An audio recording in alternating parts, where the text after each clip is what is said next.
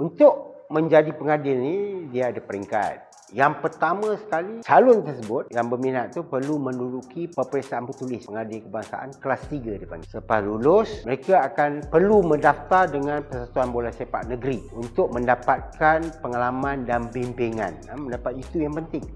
Berdaftar dengan Persatuan Bola Sepak Negeri, di mana di situ mereka akan diberi bimbingan dan akan diberi latihan. So kurang-kurangnya 2 tahun bergiat aktif, di mana beliau perlu individu tersebut perlu bergiat aktif, berada pada tahap kecergasan yang baik dan tahu memahami undang-undang. Selepas 2 tahun barulah layak untuk menduduki peperiksaan bertulis kelas 1 kebangsaan.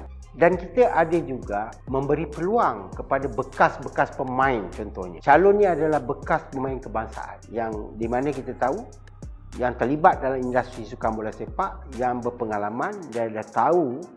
Dia kata dalam erti kata pengadil pun dia panggil football understanding, kefahaman tentang bola sepak. Betul?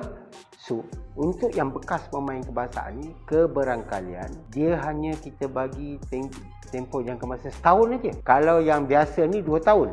Tapi untuk mereka ni, kita galakkan dia dalam setahun saja boleh disokong khas oleh PB Negeri dengan mengemukakan dokumen-dokumen. Kalau contoh dia bekas pemain kebangsaan, tunjuk lagi mereka bekas pemain kelab yang terlibat dalam liga atas, yang bekas pemain negeri dan sebagainya. Dia kemukakan dokumen di mana disokong oleh PB Negeri, maka kita bagi peluang untuk mereka individu tersebut untuk menduduki ujian peperiksaan bertulis pengadil kebangsaan kelas 1. Kalau yang individu biasa 2 tahun, tapi untuk mereka ni setahun. So kita memang galakkan untuk pemain-pemain muda berkecimpung dalam bidang kepengadilan.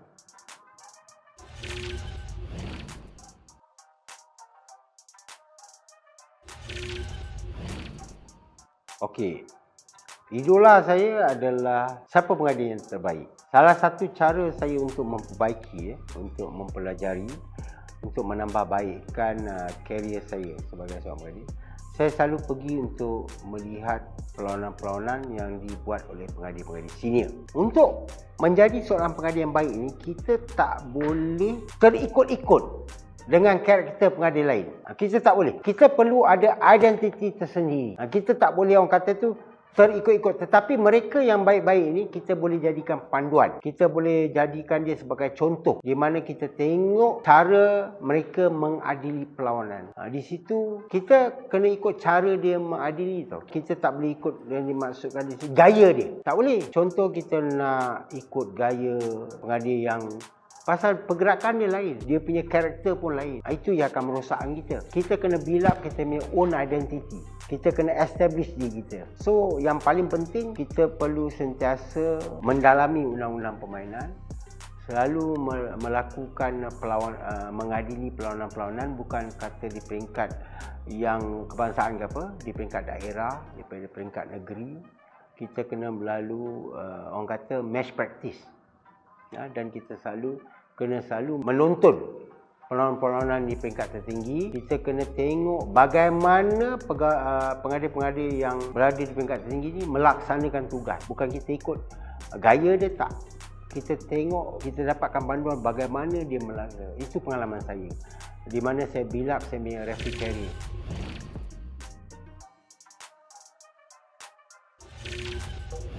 Okey, pengadil ni adalah diibaratkan duta kecil yang membawa nama negara tersebut, negara asal pengadil tersebut. So kita ni boleh dikatakan public figure, menjadi tontonan awam. So bila kita dijemput ataupun dilantik untuk bertugas di peringkat antarabangsa, persiapan rapi semua telah diatur, semua telah siap sedia.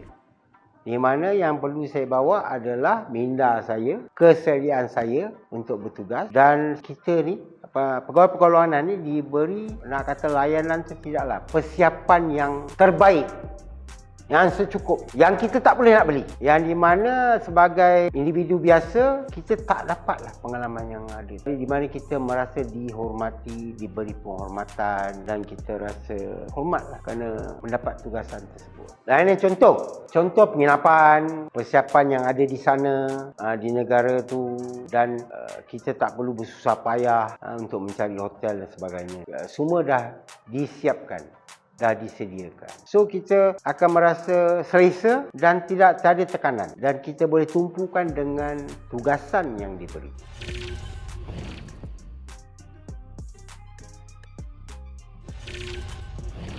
So, kita memang ada program yang dikeluarkan, yang dilaksanakan oleh AFC, oleh FIFA. Dia panggil recruitment. Dan untuk peringkat pengadil-pengadil FIFA ni pun dia ada dia punya level. Dia ada elite, dia ada potential. Jadi, pengadil-pengadil yang telah disenaraikan dalam elite, mereka adalah calon-calon yang berpotensi untuk terpilih bertugas di peringkat pertandingan yang paling tinggi. Untuk netizen, seperti mana kita kata ni, ramai sangat cemuhan tentang pengadil, yang ketidakpuasan hati berkaitan apa keputusan pengadil. Sebenarnya masalah yang kita ada sekarang di mana pendedahan pada undang-undang permainan. Sebagai contoh, minta maaf lah kalau saya katakan benda ni saya tak suarakan kepada kita punya pengarah, iaitu Datuk Ong Kim Swee. Saya dah pun bercakap pada dia, dah pun memaklum pada dia, di mana pengetahuan undang-undang permainan ni oleh pemain dan jurulatih pasukan adalah amat penting, cukup penting. Kerana kefahaman dalam undang-undang permainan ni di mana akan menaikkan imej sesebuah pasukan, mendisiplinkan pemain, dan boleh juga membantu jurulatih pasukan dalam mengatur gerak taktikal permainan sesuatu pasukan. Jadi ia amat penting sebenarnya. Kefahaman undang-undang permainan. Kefahaman undang-undang permainan cukup penting bila kita berada dalam industri bola sepak, di mana kita tidak akan membuat tafsiran yang salah. Kita tidak akan melakukan gerak laku yang salah. Pemain akan lebih berdisiplin. Begitu juga dengan coaches, lebih memahami undang-undang permainan. Yang ini yang kita perlu tekankan. Di mana saya berharap kita akan perlu adakan pembaruan. Kita perlu ada pemikiran yang orang kata itu kehadapan. Di mana di sini dah coaches, pemain kena memahami ataupun belajar undang-undang permainan bola sepak.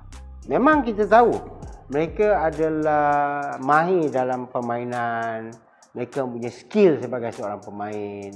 Coaches pula, jurulatih pasukan punya skill sebagai dalam bidang kejurulatihan. Tetapi asas undang-undang permainan ni adalah asas. Jadi sekiranya mereka ni memahami, banyak perkara yang mereka boleh lakukan, InsyaAllah.